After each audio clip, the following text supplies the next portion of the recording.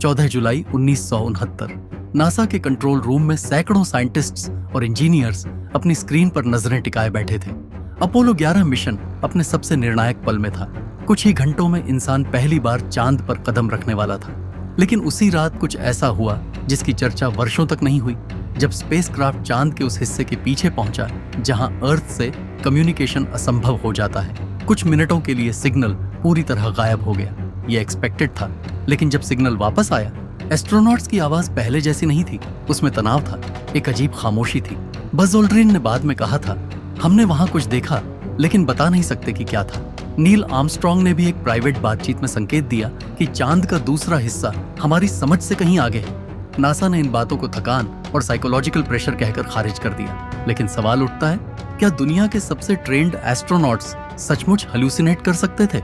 और अगर नहीं, तो फिर क्या छिपाया गया? यहीं से शुरू होती है the dark side of the moon की कहानी। ये चांद का वह हिस्सा है जिसे पृथ्वी से कभी नहीं देखा जा सकता। अरबों वर्षों से यह हमारी नजरों से छिपा है और अपने भीतर ऐसे रहस्य समेटे हुए हैं जिन्हें विज्ञान भी पूरी तरह नहीं समझ पाया। 1959 में सोवियत स्पेसक्राफ्ट लूना 3 ने पहली बार इस हिस्से की तस्वीरें भेजी।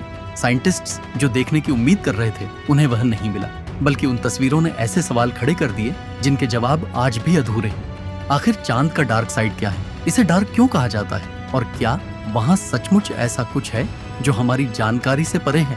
आज हम उसी अनदेखे हिस्से की यात्रा करेंगे जहां पृथ्वी की नजर नहीं पहुंचती, जहां से कोई सिग्नल नहीं आता और जहां शायद चांद का सबसे बड़ा रहस्य छिपा है। सबसे पहले एक बड़ी गलतफहमी दूर करते हैं।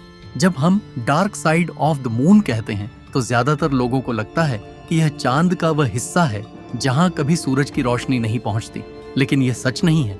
वैज्ञानिक इसे फार साइड ऑफ द मून कहते हैं। वहां भी उतनी ही धूप पड़ती है जितनी नियर साइड पर। डार्क शब्द इसलिए इस्तेमाल होता है क्योंकि यह हिस्सा सदियों तक हमारी नजरों और जानकारी से दूर रहा।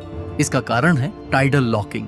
चांद अपनी धुरी पर जितने समय में एक चक्कर लगाता है, लगभग उतने ही समय में वह पृथ्वी का भी एक चक्कर पूरा करता है। इसलिए उसका एक ही चेहरा हमेशा अर्थ की ओर रहता है, जबकि दूसरा हिस्सा हमेशा हमसे छिपा रहता है।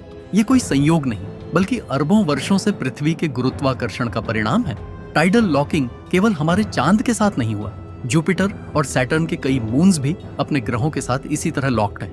लेकिन हमारे चांद की खास बात कुछ और निकली। 1959 में सोवियत यूनियन के लूना 3 स्पेसक्राफ्ट ने पहली बार फार साइड की तस्वीरें भेजी। तस्वीरें धुंधली थीं, लेकिन उन्होंने वैज्ञानिकों को चौंका दिया। नियर साइड पर विशाल काले मैदान दिखाई देते हैं जिन्हें मारिया कहा जाता है। ये प्राचीन वॉल्केनिक लावा से बने समतल क्षेत्र हैं और चांद के लगभग 1/3 हिस्से को ढकते हैं। लेकिन फार साइड पूरी तरह अलग निकला। वहां मारिया लगभग न के बराबर है। पूरी सतह विशाल क्रेटर्स, ऊंचे पहाड़ों और गहरे घावों जैसी दिखाई देती है। ऐसा लगता है मानो चांद के दोनों हिस्से किसी अलग दुनिया के हों। ऐसा क्यों? एक लोकप्रिय वैज्ञानिक व्याख्या लूनर मैग्मा ओशन हाइपोथेसिस है। इसके अनुसार चांद के बनने के बाद नियर साइड की क्रस्ट पतली रही क्योंकि पृथ्वी की गर्मी ने उसे अधिक समय तक गर्म रखा। इससे लावा बाहर निकलता रहा और मारिया बन गए। फार साइड की क्रस्ट मोटी थी, इसलिए वहां वॉल्केनिक एक्टिविटी बहुत कम हुई और पुराने क्रेटर्स वैसे ही बने रहे। लेकिन यह थियरी भी हर सवाल का जवाब नहीं देती। फिर आया 2019। चाइना का चैंग-4 इतिहास का पहला स्पेसक्राफ्ट बना जिसने फार साइड पर सफलतापूर्वक लैंडिंग की। उसके साथ मौजूद युतुटू रोवर ने कई नई खोजें की। उसने पाया कि फार साइड की मिट्टी, मिनरल्स और जियोलॉजिकल कंपोजिशन नियर साइड से अलग है। सबसे हैरान करने वाली खोज थी सतह के नीचे मौजूद एक विशाल ग्रेविटेशनल एनोमली। यह क्षेत्र साउथ पोल एटकन बेसिन के नीचे स्थित है, जो लगभग 2500 किलोमीटर चौड़ा और सोलर सिस्टम के सबसे बड़े इम्पैक्ट बेसिन्स में से एक है। साइंटिस्ट्स का अनुमान है कि वहां किसी प्राचीन मेटेलिक एस्टेरॉयड का कोर दबा हो सकता है, जो अरबों वर्ष पहले टकराया था। लेकिन कुछ रिसर्चर्स मानते हैं कि यह पूरी कहानी नहीं है, और यहीं से शुरू होती है एक ऐसी थ्योरी जो साइंस और मिस्ट्री की सीमा को धुंधला कर देती है। इतिहास में कुछ रहस्य ऐसे हैं जो केवल वैज्ञानिकों को नहीं, बल्कि पूरी दुनिया की कल्पना को चुनौती देते हैं। चांद का फार साइड भी उन्हीं में से एक है। 1968 में अपोलो 8 पहली मानव मिशन था जिसने चांद की परिक्रमा की। जैसे ही स्पेसक्राफ्ट फार साइड के पीछे पहुंचा, अर्थ से उसका संपर्क पूरी तरह टूट गया। लगभग 45 मिनट तक कोई सिग्नल नहीं था। यह सामान्य था क्योंकि चांद स्वयं रेडियो सिग्नल्स को रोक देता है। लेकिन मिशन के बाद एक पुरानी अफवाह फैल गई। दावा किया गया कि एस्ट्रोनॉट्स ने फार साइड पर अजीब रोशनियां और अनजान संरचनाएं देखी। कुछ लोगों ने तो यह भी कहा कि उन्होंने दूसरे स्पेसक्राफ्ट जैसी चीजें देखी। दशकों तक ये कहानियां किताबों, डॉक्यूमेंट्रीज और इंटरनेट पर घूमती रहीं, लेकिन क्या इसका कोई सबूत है? अब तक नहीं। नासा के सार्वजनिक मिशन ट्रांसक्रिप्ट्स में ऐसी किसी घटना की पुष्टि नहीं मिलती। अधिकांश विशेषज्ञ इन्हें बढ़ा चढ़ाकर बताई गई कहानियां या कंस्पिरेसी थ्योरीज मानते हैं। फिर भी फार साइड को लेकर रहस्य खत्म नहीं होते। 1994 में क्लेमेंटाइन मिशन और बाद में लूनर रिकॉनेसेंस ऑर्बिटर LRO ने लाखों हाई रेजोल्यूशन तस्वीरें भेजी। हर क्रेटर, पहाड़ और घाटी को विस्तार से मैप किया गया। इन तस्वीरों में कुछ ऐसी फॉर्मेशंस दिखाई दी जिन्हें देखकर लोगों ने उन्हें टावर्स, पिरामिड्स, ब्रिजेस और आर्टिफिशियल स्ट्रक्चर्स कहना शुरू कर दिया।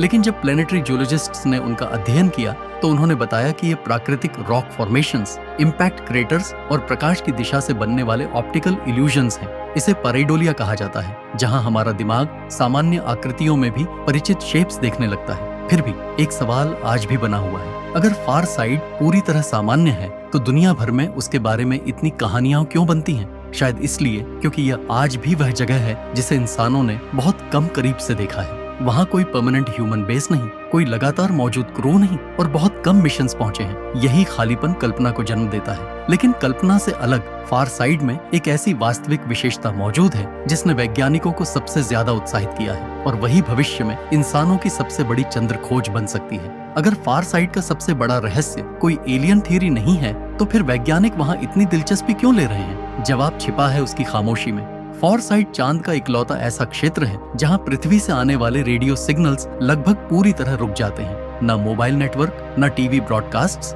न सैटेलाइट्स की लगातार आवाजाही। पूरा इलाका एक प्राकृतिक रेडियो शील्ड बन जाता है। यही वजह है कि वैज्ञानिक इसे ब्रह्मांड को सुनने की सबसे बेहतरीन जगह मानते हैं। धरती पर लाखों रेडियो सिग्नल्स अंतरिक्ष से आने वाले बेहद कमजोर संकेतों को दबा देते हैं, लेकिन फार साइड पर टेलीस्कोप्स उन सिग्नल्स को पकड़ सकते हैं जो बिग बैंग के शुरुआती दौर से जुड़े हो सकते हैं। यानी पहली बार इंसान ब्रह्मांड के कॉस्मिक डार्क एजेस की झलक देख सकता है, जब न तारे थे और न आकाशगंगाएं। इसी संभावना ने कई बड़े स्पेस एजेंसीज का ध्यान खींचा है। नासा, चाइना और यूरोप भविष्य में फार साइड पर विशाल रेडियो ऑब्जर्वेटरीज बनाने की योजना पर काम कर रहे हैं। कुछ वैज्ञानिक तो इसे पृथ्वी के बाद सबसे महत्वपूर्ण वैज्ञानिक प्रयोगशाला मानते हैं, लेकिन केवल एस्ट्रोनॉमी ही वजह नहीं है। फार साइड के दक्षिणी ध्रुव के पास मौजूद साउथ पोल एटकन बेसिन में पानी की बर्फ, दुर्लभ मिनरल्स और भविष्य के मून बेसिस के लिए जरूरी संसाधन मिलने की संभावना है।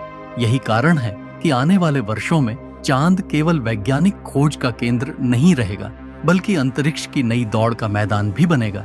लेकिन जितना अधिक हम फार साइड के बारे में जान रहे हैं, उतना ही एक नया सवाल सामने आ रहा है।